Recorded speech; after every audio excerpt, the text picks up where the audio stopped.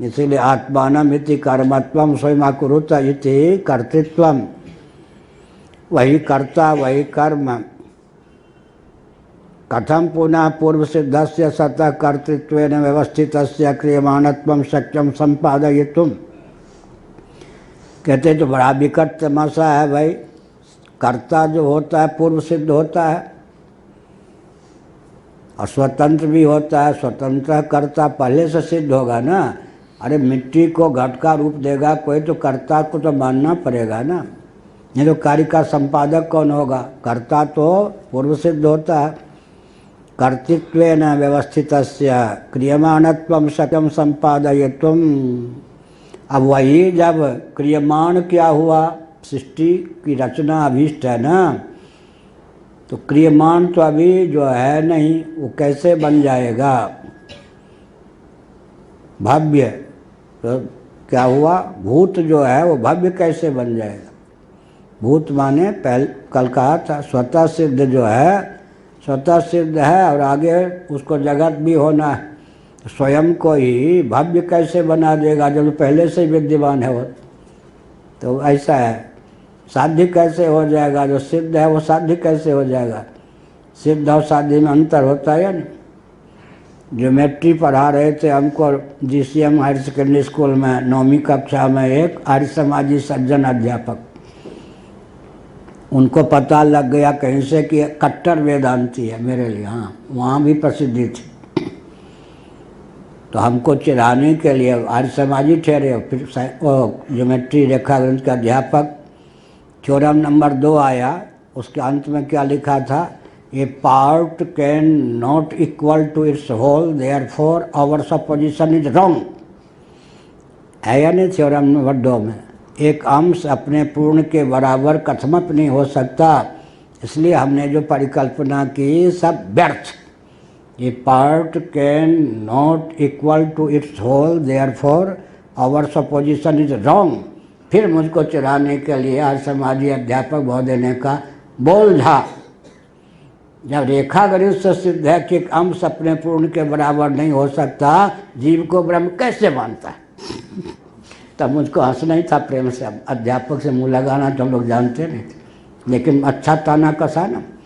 उन तो गुरु पढ़ाने वाले थे तो गुरु थे ही, मैंने आध्यात्मिक क्षेत्र में भी गुरु मान लिया। क्यों मान लिया मालूम?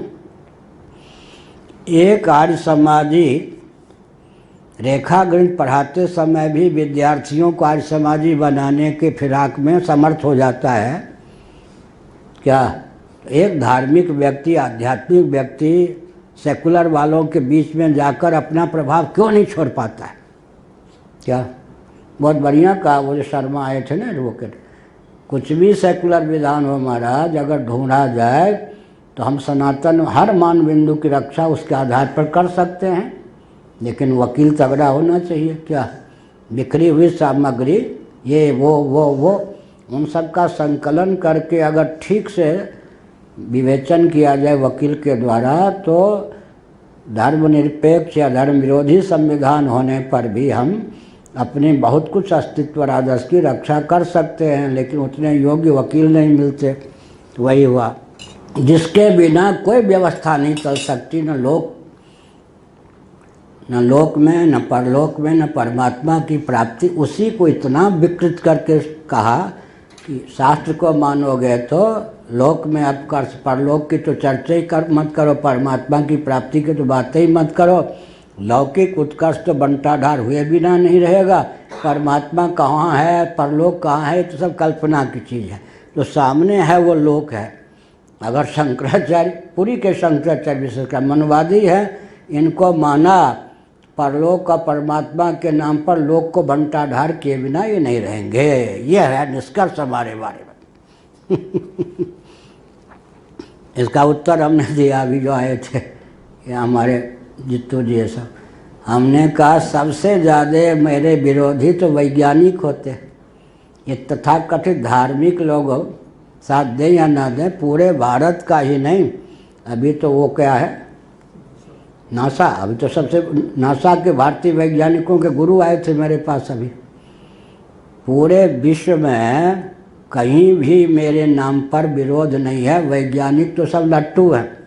इसका मतलब अगर मनोवाद खराब होता तो सबसे पहले वैज्ञानिक, जिसमें कोई ब्राह्मण ही थोड़े हैं, क्षत्रिय थोड़े हैं, हिंदू ही थोड़े हैं, वो सब के सब मुझ पर टूट पड़ते। लेकिन सब के सब मेरे पूर्ण समर्थक हैं। इसका अर्थ क्या होता है? मनु में आदमी इतना चमत्कार है कि वो जहाँ जाएगा वहीं विजयी होगा। सियावर रामचंद्र की जय। वो सत्यनारायण का था। परिणामात इति ब्रूमः, कहते इसलिए कि परिणामात दिया है, वो स्वयं ही परिणत हुआ। तदात्मानं स्वयं अकुरुत। यहाँ पर भी सावधान रहना चाहिए। कई बार हमने कहा सत्य सहिष्णुता की क्रमिक अभिव्यक्ति में शास्त्रों का तात्पर्य सन्निहित है। क्या कहा वाक्य?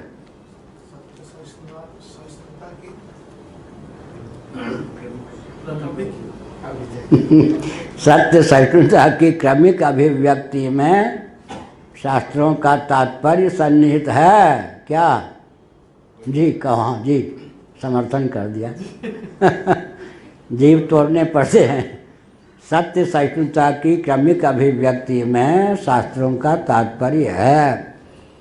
सत्य से इतना दूर हो गए हैं हम जीव कि सहसा पूर्ण सत्य की सहिष्णुता हमारे जीवन में टिक ही नहीं सकती। दम घुट जाएगा, मर जाएंगे पूर्ण सत्य अगर बोल दें तो। इसलिए क्रमशः जिस क्रम से सृष्टि की उत्पत्ति होती है उसके ठीक विपरीत क्रम से, जीना से जिस क्रम से ऊपर से नीचे जाते हैं विपरीत क्रम से चढ़ते हैं। इसलिए क्रमशः पहले तो ईश्वर को ईश्वर सिद्ध करना ही कठिन। क्या जरूरत है ईश्वर की? भाई हमारी प्रकृति तो निमित्त उपादान कारण बन जाती है। कोई ईश्वर की आवश्यकता नहीं सांख्यवादी। हम ईश्वर को सिद्ध करना ही दिन में तारे दिखते। ईश्वर सिद्ध कर दिया, फिर उसको निमित्त कारण सिद्ध करना और खोपड़ी चटकाना, फिर उसको निमित्त ही नहीं उपादान कारण भी सिद्ध करना। अब क्या कहा? परिणामात। शंकराचार्य एकाएक कह दें विवर्त तो सब वैष्णववादी टूट पड़ेंगे। इसीलिए देखिए सूत्रकार ने परिणामात लिखा, विवर्त शब्द का प्रयोग नहीं किया।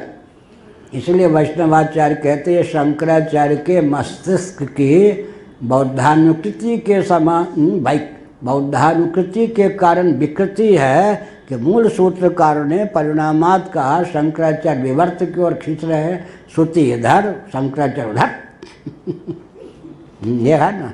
तो वेदव्यास जी ने भी, वेदव्यास जी माने वादरायण, एक ही चीज़ है। आजकल के लोग वेदव्यास जी को अलग मानते, वादरायण को अलग मानते। इसलिए ब्रह्मसूत्र के रचयिता श्री कृष्ण द्वैपायन वेदव्यास को न मानकर वादरायणाचार्य को मानते। आजकल के बद्री वन में रहते थे इसलिए वादरायण हो गए। क्या वेदव्यास, वेद का विस्तार किया इसलिए व्यास हो गए। कृष्ण द्वैपायन,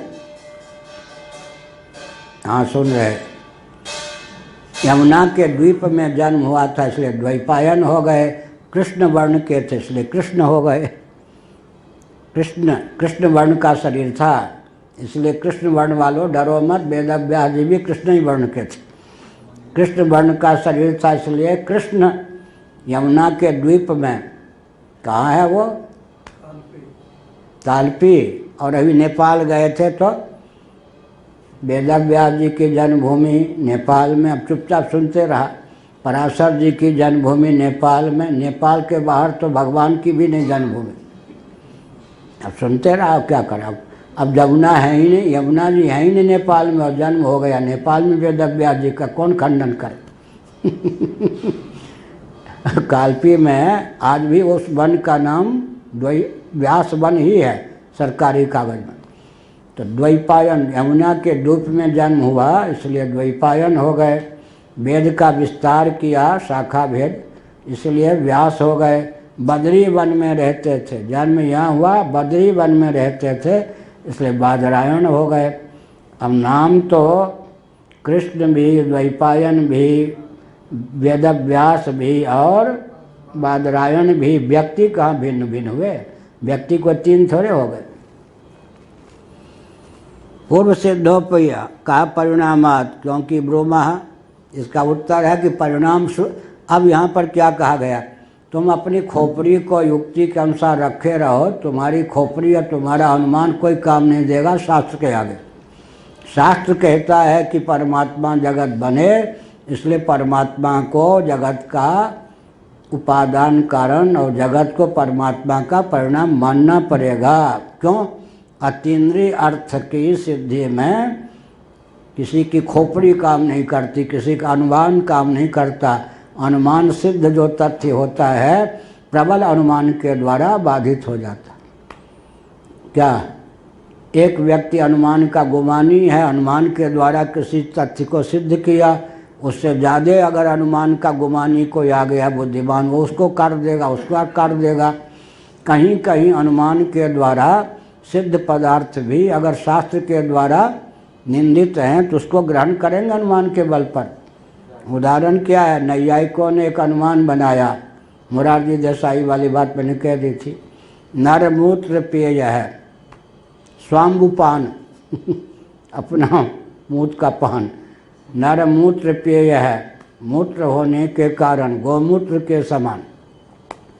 इस अनुमान में कहीं कोई त्रुटि नहीं है, हेत्वाभाषा ये सब कुछ नहीं है।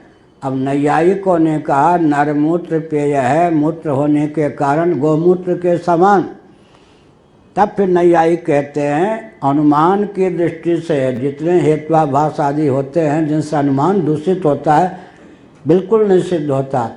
लेकिन नरमूत्र पेय है शास्त्र सिद्ध नहीं है, गोमूत्र पेय है शास्त्र सिद्ध है। अतः यह अनुमान निर्दुष्ट होने पर भी शास्त्र विरुद्ध होने के कारण अमान्य ये हुआ। अनुमान प्रबल होगा या शास्त्र, शास्त्र के सामने अनुमान को तिरस्कृत करना पड़ेगा। तो अनुमान तुम कर्म करते विरोध घटते रहो। यहाँ जब श्रुति कहती है कि जगत बनाने वाला भी वही, जगत के रूप में परिणत होने वाला भी वही, तो तुम्हारे अनुमान की दुहाई हम देंगे या श्रुति की दुहाई देंगे? अग्निहोत्र से अग्निहोत्रम जुहुयात् स्वर्ग कामः, अग्निहोत्र का फल स्वर्ग होगा। अग्निहोत्र साधन है और स्वर्ग साध्य है, किसी प्रयोगशाला में सिद्ध कर सकते हैं क्या? अग्निहोत्र में और स्वर्ग में साध्य साधन भाव किसी अन्य प्रमाण से सिद्ध हो सकता है। कारीर्य याग में और वर्षा में साध्य साधन भाव किसी और प्रमाण से सिद्ध हो सकता है। पुत्रेष्टि याग का फल पुत्र हो जाएगा, ये सिद्ध कर सकते हैं। पुत्रेष्टि याग में और पुत्र में साध्य साधन भाव नहीं कर सकते। भाई बहन के विवाह को किस दृष्टि से अभी शास्त्र अमान्य, शास्त्र के द्वारा निंदित है, इसीलिए कहते हैं कि जहाँ पर शास्त्र और अनुमान का टकराव होता है वहाँ शास्त्र की बलि नहीं दी जाती, अनुमान की बलि दी जाती है। भले ही बाहर कर्म करती विरोध की प्रसक्ति परिलक्षित हो, लेकिन निमित्त कारण जो परमात्मा उसका परिणाम जगत है यथावता वही उपादान कारण भी है। पूर्व सिद्धोपि सन्नात्मा विशेषण विकारात्मना परिणामयामास आत्मानमिति। पूर्व सिद्ध होता हुआ भी परमात्मा विशेष रूप से, सामान्य रूप से तो था ही, विशेष रूप से उन्होंने विकार माने कार्यों के रूप में स्वयं को प्रस्तुत किया, या कार्य विकार के रूप में परिणाम माने विकार के रूप में अपने आप को प्रस्तुत किया, परिणत हुआ। विकारात्मना च परिणामो मृदाद्यासु प्रकृति सु उपलब्ध। लेकिन अब जो विकार की बात आती, विकार बने कार्य, वो तो उपादान कारण का विकार होता है या निमित्त कारण का? मिट्टी जो उपादान कारण है, घटादि को उसका विकार बने कार्य होता है।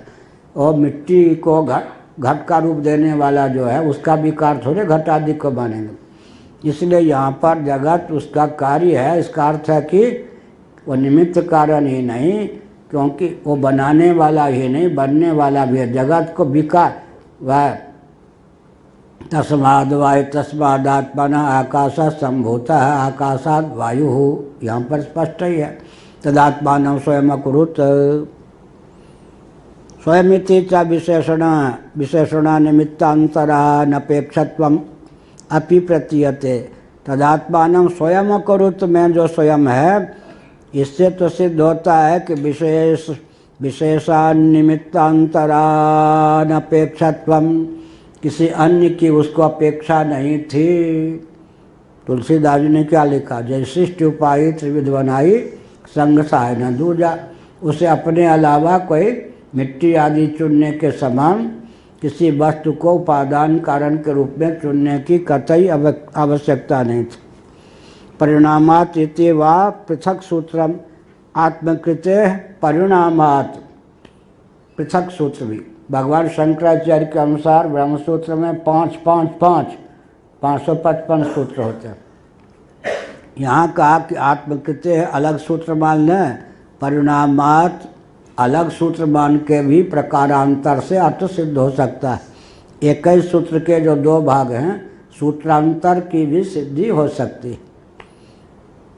तस्यैषोऽर्थः, कदाचित उसको परिणामात अलग सूत्र मानते हैं, तब इस सूत्र का अर्थ, इतने अंश का अर्थ क्या होता है, इतश्च प्रकृतिर ब्रह्म। फिर कहेंगे इसलिए भी प्रकृतिर ब्रह्म उपादान ब्रह्म है।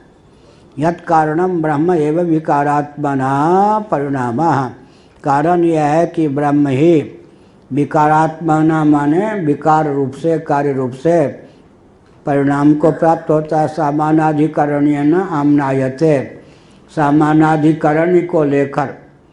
इसका मतलब क्या है, इसका मतलब यह है कि जो भी जगत है वो किस में रहता है, ब्रह्म में ही। तो जगत की स्थिति कहाँ है, ब्रह्म ही में है ना जगत। इसीलिए कहा यच्च सच्च त्यच्च अवत् निरुक्तम च अनिरुक्तम च। अब यहाँ पर सत भी हुआ और त्यत भी हुआ, निरुक्त भी हुआ, अनुरुक्त भी हुआ। अनिरुक्त, निरुक्त माने कथन का विषय, अनिरुक्त माने जो कथन का विषय नहीं है। सत का अर्थ होता है यहाँ पर पृथ्वी जल तेज। त्यत का अर्थ क्या होता है, सत्य में। सत और त्यत, वो सत्य परम सत्य अलग बात। सत्य में सत और त्यत मिलकर हो गया सत्य। सत माने मूर्त पदार्थ, रूप युक्त, क्रिया युक्त होता हुआ रूप युक्त। वो कौन है, कथन का विषय। रूप युक्त माने दृष्टि का विषय। यहाँ पर पृथ्वी जल तेज, वायु और आकाश क्या है, सत तत्यत, उनका नाम क्या, अमूर्त है ये, अमूर्त। अब नैयायिक कहेंगे नहीं वायु भी मूर्त है, तो दोनों की परिभाषा अलग अलग है। उनके यहाँ जो सीमित परिणाम वाला होता है, परिच्छिन्न होता है, उसको मूर्त कहते हैं। वैशेषिकों के यहाँ, नैयायिकों के यहाँ। हमारे यहाँ पर बृहदारण्यक उपनिषद के अनुसार, तैत्तिरीय उपनिषद का है यदि है, तैत्तिरीय उपनिषद के अनुसार क्या होगा, रूपयुक्त का नाम मूर्त है। पृथ्वी जल तेज जो है ये रूपयुक्त है, इनका नाम मूर्त हो गया। जल जो है, वायु जो है वो रूपयुक्त नहीं है, इसीलिए वो क्या हो गया, अमूर्त पदार्थ हो गया। आकाश भी रूपयुक्त नहीं है, अमूर्त। उनकी परिभाषा है जो परिच्छिन्न होता है वो क्रियायुक्त होता है। क्रियावत्व जो है मूर्तत्व का प्रयोजक होता है, वो वायु को मूर्त मानेंगे। हम निरूप होने के कारण आकाश को और वायु को मूर्त मानेंगे। दोनों की परिभाषा में अंतर। एक काशी में सभा थी, उसमें श्री रामरेशाचार्य महाभाग थे, मैं था, एक और आचार्य महोदय थे। उनको प्रवचन करके जाना था, मुझे बाद में प्रवचन करना था, इसलिए कि उन्होंने कहा मेरे पास समय कम है। उन्होंने वायु को मूर्त कहा। तब उस समय तो गुरुजी उनको कहने वाले, रामरेशाचार्य जी कुछ नहीं बोले। जाने के बाद कहा कि ऊंचे पद पर बैठे हुए को ये नहीं मालूम है कि वायु अमूर्त। हम मुस्कुराए कि देखो उन्होंने वेदांत की रीति से कहा।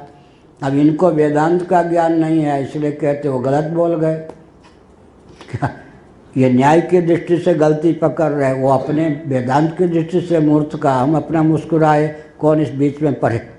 अब दोनों में लड़ने झगड़ने की बात हो जाती, हम में उनमें, तो उनको वेदांत का ज्ञान नहीं, न्याय की दृष्टि से। अब जो बोलता है किस दर्शन से बोलता है, किस आधार पर बोलता है, उसको समझने का प्रयास करें ना। आप एक नैयायिक हो, वैशेषिक हो, आप कहो कि वायु मूर्त है। अब यहाँ पर मूर्त की परिभाषा क्या है? रूपयुक्त है। तो रूपयुक्त न होने के कारण, जैसे आकाश निरूप होने के कारण अमूर्त है, वैसे वायु भी है। आपकी परिभाषा के अनुसार पृथ्वी जल तेज तीनों मूर्त हैं, वायु भी मूर्त है। हम लोग कहेंगे पृथ्वी जल तेज तीनों मूर्त हैं, वायु और आकाश अमूर्त है। एक को लेकर विज्ञान होगा, आकाश को आप भी अमूर्त कहोगे, हम भी अमूर्त कहेंगे। परिच्छिन्न जो होता है क्रियायुक्त होता है, इसलिए ये है। तो कोई संगति में कोई विज्ञान नहीं, परिभाषा जब अलग हो गई तब दोनों में झंझट कहाँ है। वो अपनी दृष्टि से बोले, आप अपनी दृष्टि से जानो, वो गलत बोले कैसे कह सकते। तो क्या हुआ? सत्य हुआ, सत्य भी हुआ, त्यक्त भी हुआ, परिणाम। इस प्रकार से वो जो परमात्मा है वो जगत बना भी, जगत बनाया। मतलब सामानाधिकरण का अभिप्राय क्या हुआ? निमित्तत्व भी एक ही अधिकरण में, उपादानत्व भी एक ही अधिकरण में। जैसे बताया ना, देवदत्तो व्याघ्रो भवत, देवदत्त व्याघ्र हो गया, तो निमित्त क्या हुआ? देवदत्त हुआ या नहीं? उपादान कौन हुआ? ये तो दोनों जाके निमित्त तत्व जहाँ बैठ गया वहीं उपादानत्व भी बैठ गया। इसका मतलब एक ही तत्व। अब कहें कि जन्मा कर्म कर्तृ विरोध वैयाकरणों के अनुसार आता है, तो वैयाकरणों के अनुसार कर्म कर्तृ विरोध आता है, तो दो सूत्र जो उद्धृत किए गए वो कहाँ जाएंगे? जनि कर्तु प्रकृति ही अस्वतंत्र कर्ता, ये व्याकरण का सूत्र है या नहीं? जनि कर्तु प्रकृति ही, यहाँ पर प्रकृति का अर्थ उपादान है या नहीं? कर्तु से कर्तृत्व है या नहीं? जनि माने उत्पत्ति के प्रति। तो यह जो सूत्र है, यहाँ कर्म कर्तृ विरोध ला के रखो ना आप। औपाधिक होने के कारण क्या? अब जैसे देखो, आप गीता के अनुसार स्वयं एवात्मनात्मानं वेत्थत्वं पुरुषोत्तम। अब इसमें कर्म कर्तृ विरोध है या नहीं? अर्जुन जी के वाक्य में प्रातीतिक विरोध है या नहीं? स्वयं एवात्मनात्मानं वेत्थत्वं पुरुषोत्तम, हे पुरुषोत्तम स्वयं ही आप स्वयं को जानते हैं, वेत्ता भी आप ही, वेद्य भी आप ही। बीच में कौन सी चीज़ है जो कर्म कर्तृ विरोध को प्रसक्त नहीं होने देती? उपाधि। क्या उपाधि है या नहीं? स्वयमेवात्मनात्मानं वेत्थत्वं पुरुषोत्तम, हे पुरुषोत्तम आप स्वयं ही स्वयं को जानते हैं। बीच में कौन सी चीज़ है? उपाधि। तो भगवान भी माया शक्ति को लेकर जगत बनाते हैं ना, तो जगत की तो मायिक हो, जगत की मायिकता सिद्ध है या नहीं? अब इसमें अंतर क्या हुआ? बंध्या पुत्र न तत्वेन माया वापी जायते। बंध्या पुत्र न तो तत्वतः जन्म ले सकता है न माया से, क्या? लेकिन भगवान में क्या अंतर है? बंध्या पुत्र से विलक्षणता, भगवान पहले से विद्यमान है तो तत्वतः तो उत्पन्न हो नहीं सकते, लेकिन माया से उत्पन्न हो सकते हैं। बंध्या पुत्र में और भगवान में क्या अंतर हुआ? कौन? तो कहो कि हमें क्या पता बंध्या पुत्र कौन होता है? अरे बंध्या पुत्र तो साक्षात उत्पन्न हो ही नहीं सकता, स्वयं ही नहीं तो उत्पन्न क्या होगा? माया से भी उत्पन्न नहीं हो सकता। जो पहले से विद्यमान है वो तो माया से उत्पन्न हो सकता है, लेकिन सत्य परमात्मा जो है क्या है? बंध्यापुर से विलक्षण क्यों है? परमात्मा पहले से विद्यमान है तो वो उत्पन्न, विद्यमान की उत्पत्ति क्या होगी? लेकिन माया से उत्पन्न हो सकता है। माया से उत्पन्न हो सकता है। माया से जब उत्पन्न हो सकता है तो मायिक उत्पत्ति होने पर भी द्वैत का दान करने में समर्थ नहीं। हे राम जी सब कुछ हो गया और द्वैत छू नहीं गया, यही तो भगवान की चमत्कृति। हर हर महादेव। योनिश्च ही गीयते। अब का बहुत सी ऐसी उपनिषदें हैं जिनमें परमात्मा के लिए उपादान कारण के अर्थ में प्रयुक्त योनि शब्द का प्रयोग किया गया है। ऐसी स्थिति में श्रुति की प्रबलता होने के कारण आपका अनुमान नहीं चलेगा। यहाँ तो श्रुति ब्रह्म को न केवल निमित्त अपितु उपादान कारण भी सिद्ध कर रही है। अब आप कहें कि अनुमान प्रबल है तो आप अनुमान के द्वारा क्या सिद्ध करेंगे? कुलालादि के समान ईश्वर जगत का केवल निमित्त कारण हो सकता है, जैसे कि घटादि के प्रति कुलाल, यही कहेंगे ना। पहले ईश्वर तो सिद्ध हो जाए। ईश्वर को आप कैसे सिद्ध करेंगे?